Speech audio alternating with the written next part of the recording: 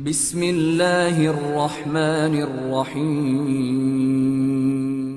Setelah Allah menyebutkan tentang neraka jahanam, Allah sebutkan tentang surga. Kata Allah, innalil muttaqina mafaza. Sungguhnya orang-orang yang bertakwa mendapatkan kemenangan. Kebanyakan orang mereka berlomba-lomba di dunia cari kemenangan, tapi urusan dunia. Lomba rumah bagus dia nomor 1. Lomba mobil bagus dia juara 1. Semuanya dia menang. Tapi kalau di akhirat masuk neraka, percuma. Jadi seorang di dunia kalah dalam perkara dunia. Dia mungkin paling miskin, rumahnya mungkin paling jelek. Di dunia dia enggak dapat, tapi di akhirat masuk surga, itulah orang yang menang. Hadaiqa wa anaba. Yang di surga tersebut ada kebun-kebun yang isinya berbagai macam buah-buahan. Di antaranya ada buah-buah anggur. Jadi kata para ulama, Allah mengkhususkan penyebutan anggur, berarti ini buah anggur ini spesial di surga. Setelah Allah menyebut tentang kenikmatan buah-buahan, Allah mengatakan bidadari wa kawaiba atraba. Atraba maksudnya adalah sebaya, ya. Kalau masuk surga umur sebaya 33 tahun. Di puncak-puncak muda, di puncak-puncak segar-segarnya dan kuat-kuatnya, gesit-gesitnya umur segitu 33 tahun, ya. Wa ka'san dihaqa, dan gelas-gelas yang penuh berisi minuman, ya. Semua kenikmatan ada, bidadari ada, buah-buahan ada, minuman ada. Ya, kenikmatan surga sangat banyak di luar dari khayalan kita. Kata Allah, la yasma'una fiha lagwan wala kidzaba. Di surga mereka tidak mendengar perkataan sia-sia dan tidak ada kedustaan, tidak ada hoaks di surga.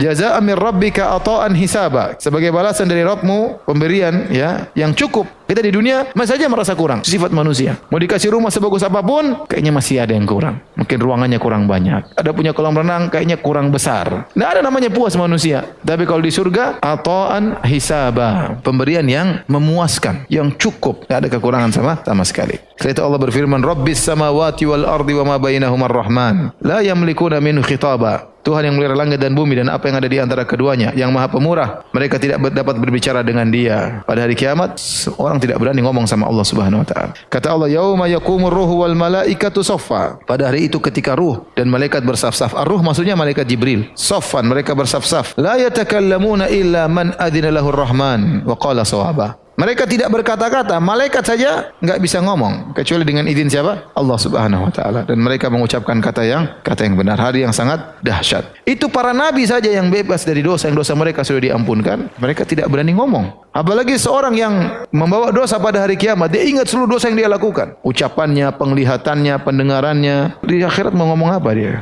Kata Allah, dzalikal yaumul haq, itulah hari yang pasti terjadi. Faman syaa'a attakhadha ila rabbih ma'aba. Barang siapa yang berkehendak, niscaya dia bisa menempuh jalan menuju Rabbnya. Dia bisa selamat. Kemudian kata Allah, inna anzarnakum adzaban qariba. Sungguhnya kami ingatkan kepada kalian tentang azab yang dekat. Yauma yanzurul mar'u ma qaddamat yadah. Manusia akan lihat seluruh apa yang pernah dia lakukan. Saya enggak tahu cara melihatnya bagaimana, yang jelas Allah mengatakan dia akan lihat apa yang pernah dia lakukan. Apakah filenya berupa catatan tulisan tangan tanggal sekian-sekian, ataukah filenya dalam bentuk video dia akan lihat, ya, wallahu alam bisawab. Tetapi akan diperlihatkan pada hari kiamat kelak. Oleh karenanya kata Allah Subhanahu wa taala, wa ma tuqaddimu li anfusikum min khairin tajiduhu indallahi wa khaira wa a'zama ajra. Kecil apapun kau akan dapati di sisi Allah nanti lebih besar. Oleh karenanya setiap kebaikan yang kita lakukan ini akan dibalas oleh Allah berlipat-lipat ganda, sangat banyak. Saya kasih contoh saja, Nabi SAW bersabda, rakaatul fajri khairu minad dunya wa ma fiha. 2 rakaat salat fajar sebelum subuh, qabliyah subuh, lebih baik daripada dunia dan seisinya. Apakah ada orang di dunia ini menguasai dunia dan seisinya? Enggak ada. Apakah ada raja yang menguasai dunia dan seisinya? Enggak ada. Raja mana yang pernah hidup di dunia ini menguasai dunia dan seisinya? Enggak ada. Tidak pernah dalam sejarah orang menguasai dunia dan seisinya. Tapi antum dengan salat 2 rakaat sebelum subuh, nanti antum jadi raja dunia dan seisinya. Di mana? Di akhirat kelak. Hanya sekedar dengan 2 rakaat sebelum subuh. Ini dalil bahwasanya dunia ini tidak ada nilainya dibandingkan dengan akhirat. Sedikit kebaikan yang antum lakukan di dunia akan dibalas di akhirat dengan berlipat-lipat ganda. Maka jangan sampai waktu terbuang-buang. Wa yaqulul kafiru ya laitani kuntu turaba. Maka tatkala itu orang kafir berkata, seandainya aku hanyalah sebuah tanah yang tidak dibangkitkan, tidak disidang dan tidak dimasukkan dalam neraka jahanam. Seorang kafir berangan-angan menjadi tanah. Kapan orang kafir mengatakan seandainya saya jadi tanah? Tatkala orang kafir melihat ada kambing yang disidang, dikisos oleh Allah Subhanahu wa taala. Dalam hadis kata Nabi sallallahu alaihi wasallam,